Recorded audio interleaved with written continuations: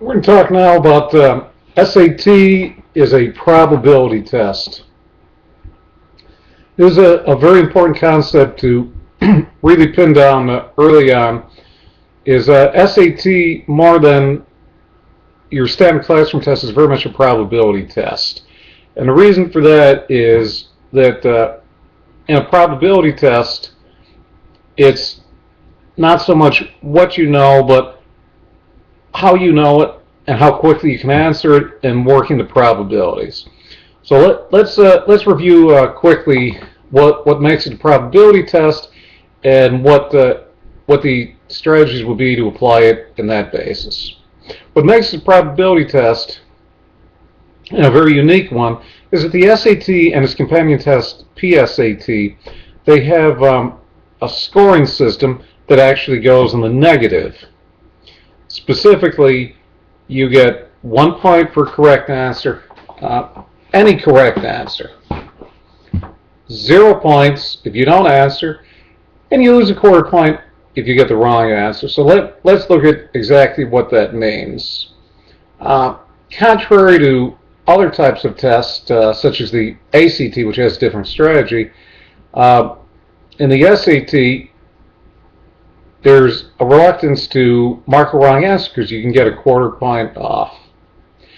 And there was one student that I tutored some time back, and she made the decision that she was not going to work the probabilities, that if she wasn't certain, she was not going to answer the question. Accordingly, it cost her greatly in the score. So let's look at it strictly on a probability basis, how you want to approach it. If you have throughout the SAT, you have 5 multiple choice answers, with the exception of the gridded ones in the math section. So leaving that out, you really have a 1 out of 5 chance with no tutoring, no knowledge, just strict probability of getting it right. If you can lose a quarter point by getting the wrong answer, if you have absolutely no clue, totally clueless, not any direction, it would be wise to not answer the question. However, most students, in the vast majority of cases, can eliminate at least one answer. So the probability in that case is pretty much even up, 1 for 1. Should you answer in that case? That's what I call a judgment call. However, if you can eliminate 2 answers, that leaves 3. So it's 1 out of 3 versus losing a quarter point. Using the probability, you must always answer that question. Now, there are some students, again, they will say, well, I really don't have any idea out of those 3 answers. How can I answer a question when there's 3 answers that I think are equally good? How can I possibly do that? Because of the probabilities. That individual problem you may not get right, but over the course of the test you are going to get more points toward working it along those lines. And I really can't say enough about grasping the probabilities of this test and how it works into some of the applied strategies that we're going to use for it. So the fact that it's a probability test, it works very distinctly with process of elimination. On a process of elimination, we are not looking to get the right answer. Let me repeat that slowly. In process of elimination, we are not seeking the right answer. We are seeking to eliminate the wrong ones. That's how probability clearly ties in the process of elimination. Sometimes the first time a student hears that, they say, what do you mean we're not looking to get the correct answer? And the way I have to respond to that is, you are looking ultimately to get the correct answer. It's a question of the route that you're taking. And if you start thinking of it in terms of not getting the right answer but eliminating the wrong ones, you're working the probabilities in your favor. If you can eliminate one answer, it's a judgment call whether you answer. If you can eliminate two, you must answer. If you can eliminate three, you have a 50-50. The ultimate goal, of course, is to eliminate all four. Eliminate all four answers, and that is going to get you where you want to go. That's going to get you the right answer. And I want to dwell on this for a moment because it's very important to understand that this is not semantics, word games.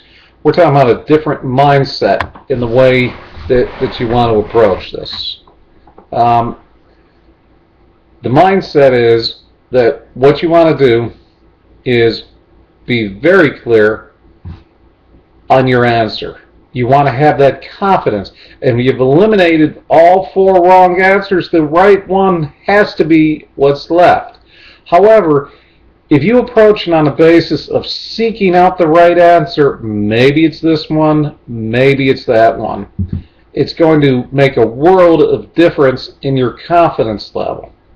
Now, there are certain coaches and teachers out there, they're going to greatly work with you on confidence and praise and patting on the back. I even interviewed at one time for a SAT company, and they wanted me to make SAT entertaining. It's not. Case closed. However, you can approach it in a way to make it as painless as possible. You can approach it in a way to work the system in the way the system's meant to be worked, and that's the process of elimination.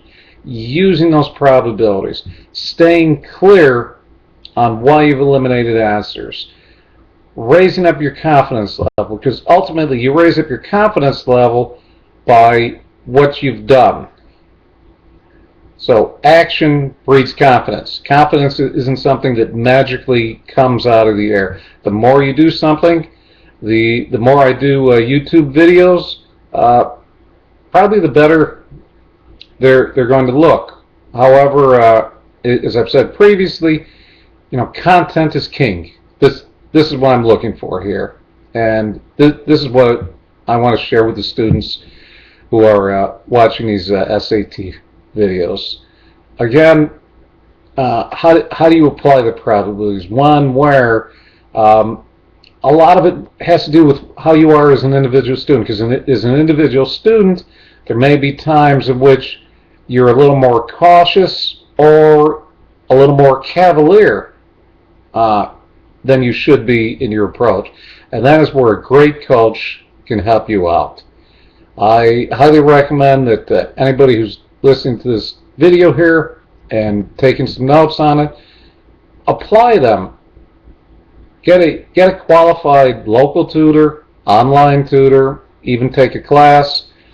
Apply these. Practice. I don't think it makes perfect, but it sure makes a whole lot better. Again, probabilities, process of elimination. Keep it simple, students.